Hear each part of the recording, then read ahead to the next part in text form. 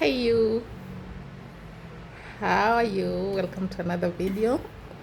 So today I wanted to speak about how an African it is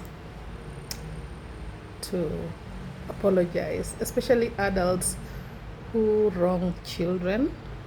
They somehow don't apologize to those children. And over the course of time, we've come to know that children also need apology when they are wronged. So, a case in point, I was watching an episode in one of this crime series where there's this guy who murdered his wife. They were such a young couple with a toddler. So, the guy killed his wife, and one of the things that one of the investigators mentioned is that it broke his heart that the little girl, the toddler, the 2-year-old, will grow up and find out that her father killed her mom while she slept in the other room, thinking that she would never find out. Her father was okay with her growing up without a mother. Her father was okay strapping her at the back of the car while he stuffed the body of her mother in the trunk while he drove the car to dispose the body, and her father left her in the car while he dug a shallow grave and buried her mom. Many people, especially those who grew up without parents, can relate. I personally was fostered. I lived with people. I lived with several families, and one of the things that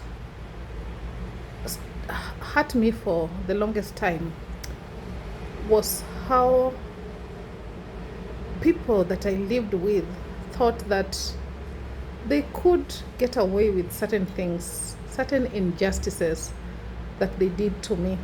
And 30 years on, I've been on a journey of recovery. I've been on a journey of confronting these traumas and trying to deal with them so that I can move forward in a healthier and wholesome way.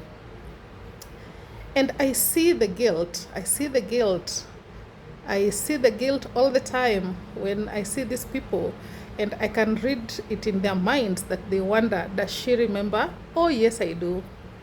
Oh yes, I do. I do remember. I do remember.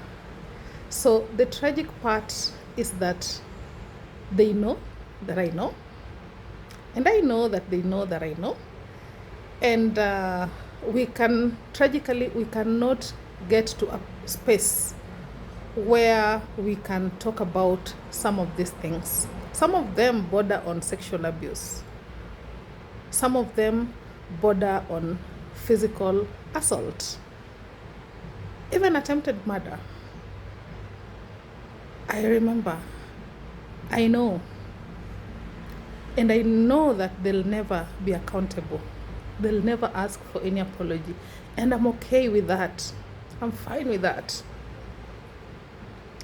But I think as humans, it is important for us to know that injustices committed to people that we purport that do not have a voice will somehow catch up with us at one time.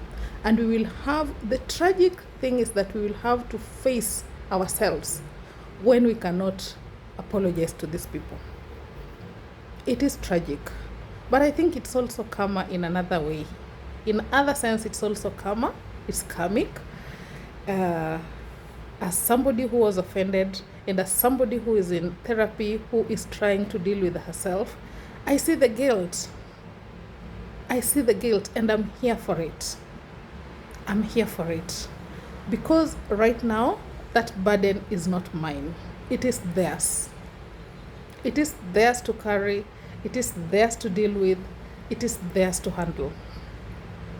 But just to tell you that injustices committed to people who don't have a voice will one day catch up.